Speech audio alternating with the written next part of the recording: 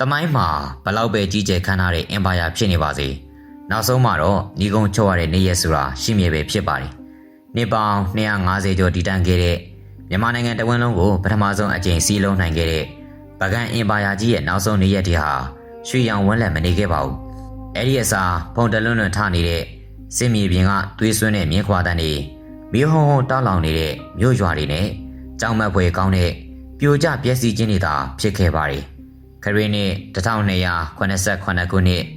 နရသီဟပတိမင်းရဲ့မာနထောင်လွှားမှုနဲ့မွန်ဂိုတန်တမန်တွေကိုကွပ်မျက်လိုက်တဲ့လုပ်ရက်ဟာ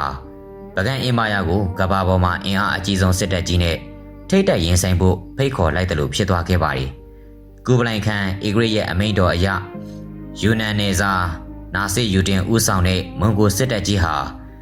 တရုတ်မြန်မာနယ်စပ်ကိုဖျက်ကျော်ပြီးတော့ပုဂံအင်ပါယာတွေကိုဒလက်ကျန်ချီတက်ခဲ့ပါတယ်အဲ့ဒီစစ်ပွဲဟာတာမန်စစ်ပွဲတစ်ခုမဟုတ်ပါဘူးတမိုင်းမှာနာမည်ကြီးလာတဲ့တာမမဟုတ်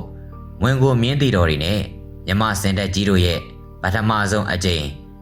နဲ့ရှင်ပြိုင်ကြမယ်တမိုင်းဝင်တိုက်ပွဲကြီးပဲဖြစ်ပါတယ်မြမတက်မတော်ဟာနေဆက်ဒေတာဖြစ်တဲ့ငဆောင်ချမ်းအရက်မှာခန္ဓာကြီးတွေတိဆောက်ပြီးတော့မွန်ဂိုတွေကိုရင်ဆိုင်ဖို့အတွက်အသင့်ဆောင်နေပါတယ်ပုဂံဘက်ကစစ်အင်အားဟာစင်တက်ကြီးအပါအဝင်တောင်းနဲ့ရှိနေပြီးတော့မွန်ဂိုဘက်ကတော့မြင်းတီတော်1000ကျော်ခန့်သာရှိနေပါတယ်အစပိုင်းမှာတော့ပုဂံစင်တက်ကြီးရဲ့ကြီးမားတဲ့အရှိန်အဟုန်ကြောင့်မွန်ဂိုမြင်းတွေဟာလန့်ပြတ်ပြီးတော့နောက်ဆုတ်သွားခဲ့ပါတယ်ပုဂံစစ်တပ်ကလည်းအောင်ပွဲရပြီလို့ထင်မှတ်ခဲ့ပါတယ်ဒါပေမဲ့လည်းမွန်ဂိုတွေဟာကမ္ဘာတစ်ဝက်ကိုသိမ်းပိတ်ထားတဲ့စစ်ရေးပါရမီရှင်တွေပဲဖြစ်ပါတယ်သူတို့ဟာစင်တပ်ကိုတရက်ရင်မဆိုင်တော့ပဲမြင်းတွေဘဝကနေဆင်းပြီးအနီးနားကတောအုပ်တွေကိုဝင်ရောက်ပြီးတော့တစ်ပင်တွေအနောက်ကနေအကာအကွယ်ယူပြီးအစိတ်လူများတွေနဲ့မိုးရွာသလိုပြစ်ခတ်ပါတယ်အဲ့ဒီများတန်းကိုအလူလေခံရတဲ့အခါမှာတော့ပုဂံစင်ကြီးတွေဟာနာကျင်လွန်းတဲ့အတွက်ရှေ့ဆက်မတိုးနိုင်တော့ဘဲနဲ့အနောက်ကိုလှည့်ပြေးကြပါတယ်အဲ့ဒီအခါမှာတော့ကိုတက်ကိုပြန်နှင်းမိပြီးပုဂံစစ်တပ်ဟာအကြီးအကျယ်ဖျူးဖျဲဖြစ်သွားပါတယ်အဲ့ဒီအခွင့်အရေးကိုစောင့်နေတဲ့မွန်ဂိုမြင်းတီတော်တွေဟာတောအုပ်ထဲကနေထွက်လာပြီးပုဂံစစ်တီတွေကိုရဲဆက်ဆက်နဲ့လိုက်လံခုတ်ထစ်ပြီးတော့တပ်ဖြတ်ပါတယ်ငဆောင်ချမ်းတိုက်ပွဲကြီးဟာပုဂံအင်ပါယာအတွက်အကြီးမားဆုံးသောရှုံးနိမ့်မှုကြီးဖြစ်ခဲ့ပြီး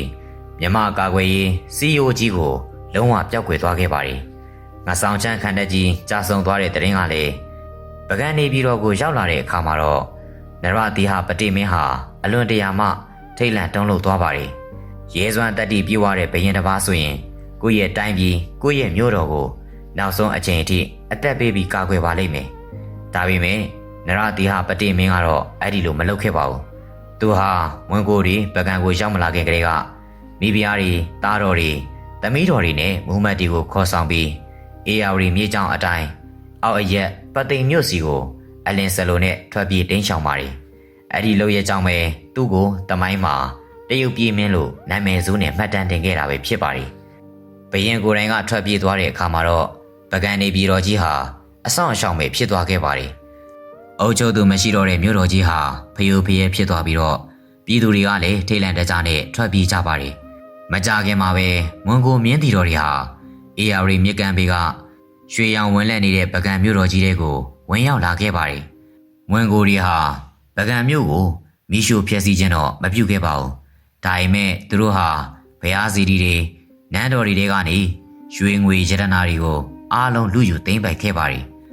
ပုဂံအင်ပါယာကြီးရဲ့အသေးနှလုံးဖြစ်တဲ့မြို့တော်ကြီးဟာမွန်ဂိုတွေရဲ့ခြေပွားအောက်မှာရဲဆက်ဆက်နဲ့နင်းချခံလိုက်ရပါတယ်နေပေါင်းများစွာတိဆောက်ခဲ့တဲ့ကြီးကျယ်ခမ်းနားမှုတွေတခဏမှာပဲပြကျသွားခဲ့ရပါတယ်ပသိမ်ကိုရောက်နေတဲ့တရုတ်ပြည်မင်းဟာနောက်ပိုင်းမှာမွန်ဂိုတွေစီကိုတန်တမန်လွှတ်ပြီးလက်နက်ချအညံ့ခံပြီးတော့အခွင့်ပဏ္ဏဆက်တာပါမယ်လို့ဂတိပေးခဲ့ပါတယ်အဲဒါကြောင့်မွန်ဂိုတွေကလည်းပုဂံပြည်ကနေပြန်လည်ဆုတ်ခွာသွားခဲ့ပါတယ်ဒါပေမဲ့ပုဂံအင်ပါယာကြီးကတော့ဘယ်တော့မှအရင်လိုပြန်မဖြစ်နိုင်တော့ပါဘူးခရစ်နှစ်1288ခုနှစ်မှာတရုတ်ပြည်မင်းဟာပုဂံကိုပြန်လည်ဆန်တက်လာတဲ့အချိန်